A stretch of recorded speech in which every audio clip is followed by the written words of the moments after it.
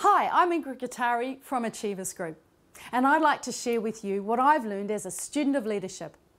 I call it Leadership Foundations.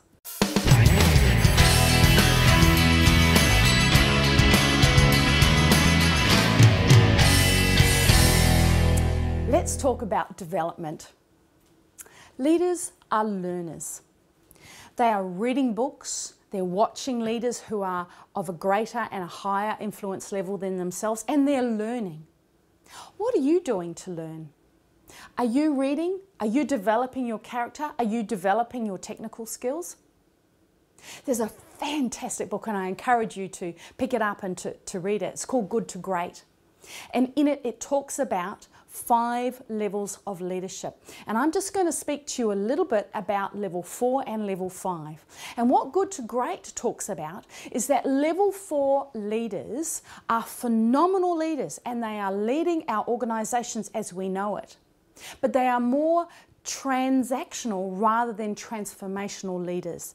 And what's the difference between a level 5 leader and a level 4 leader?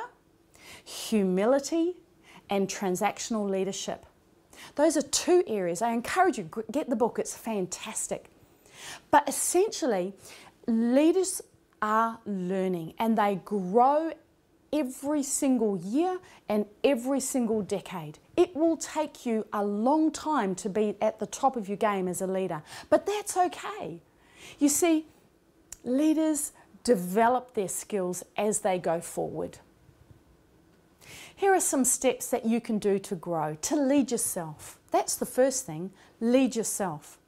Is there anything that you should be not doing, that you should stop doing? Is there anything that you need to start doing? I'm going to give you one example from my own life. I'm very spontaneous, and I come up with new ideas all the time. And what I've noticed is, for those that I lead, is this can be very frustrating because the pathway keeps changing. Now that's okay to a point, but if I'm communicating the new idea constantly, they don't know what to do and where we're going. I'm confusing them.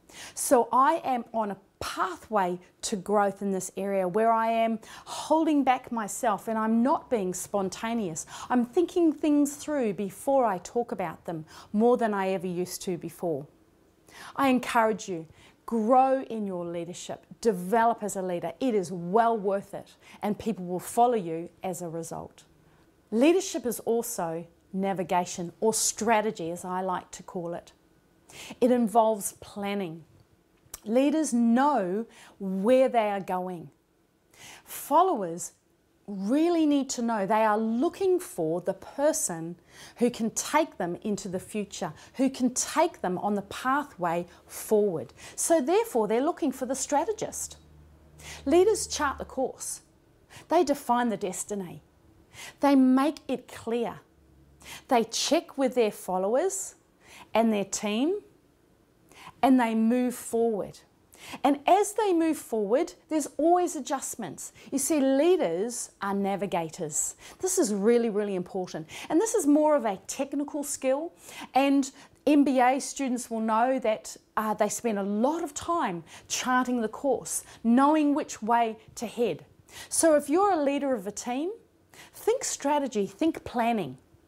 It's really, really important. And your team need to know what is happening next and where they're going.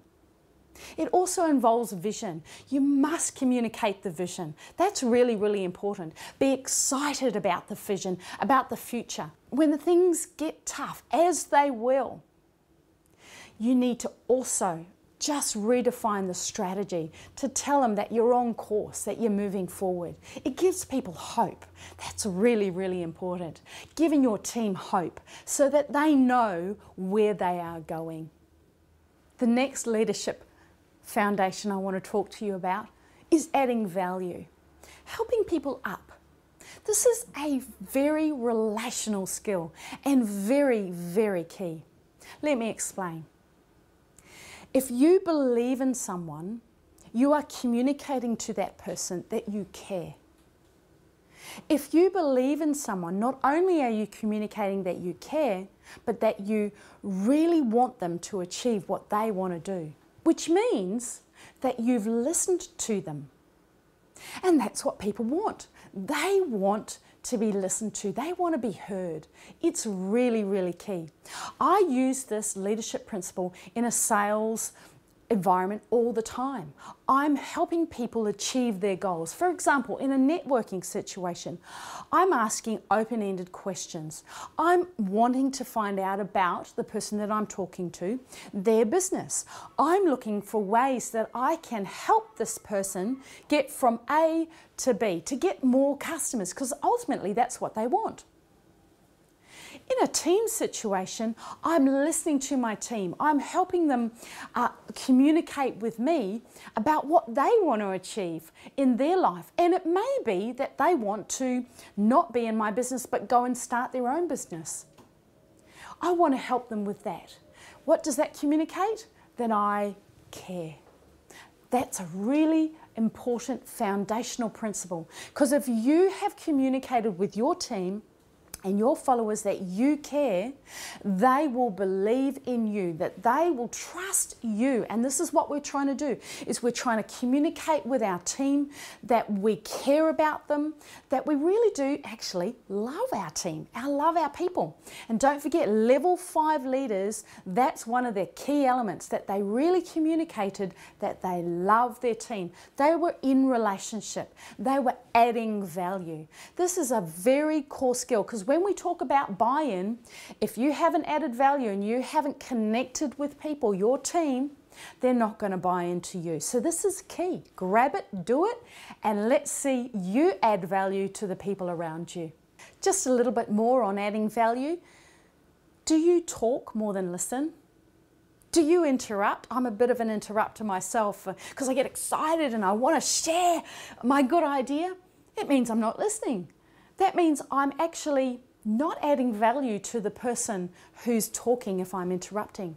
There are many things that we can do to add value to people. Right now, I want you to just jot down a couple of things where you can add value to some really key people in your world. Let's say, for example, your peers, your co-workers. How can you help them? Have they hit a deadline? Is there something you can do to help them? This is influence. Because if you've developed this relationship with them where they know that you have their best interests at heart, they will follow you. You will have influence with them.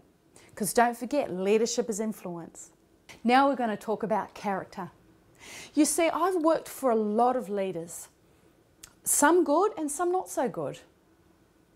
And other people have worked for me and have been in teams under me.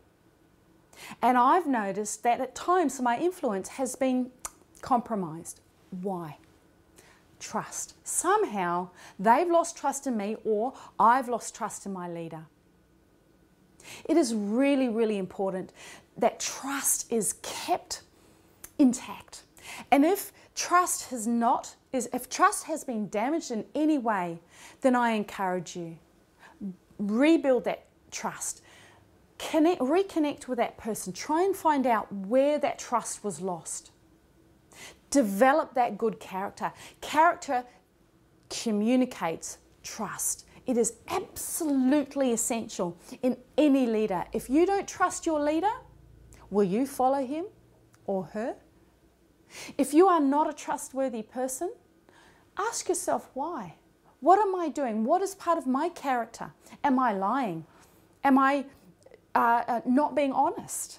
Am I coming in late to my job every single day? Am I taking longer time on my breaks than I should? These are all areas of trust, and let me tell you, if you're an employee and that's happening and you're doing that, your bosses, they notice, and you're losing trust, you're losing influence. Stop right now and jot down 5 things that you can do that will build trust with those that are following you, with your peers, or with your team, or with your customers. Don't forget, leadership is influence, and character communicates influence.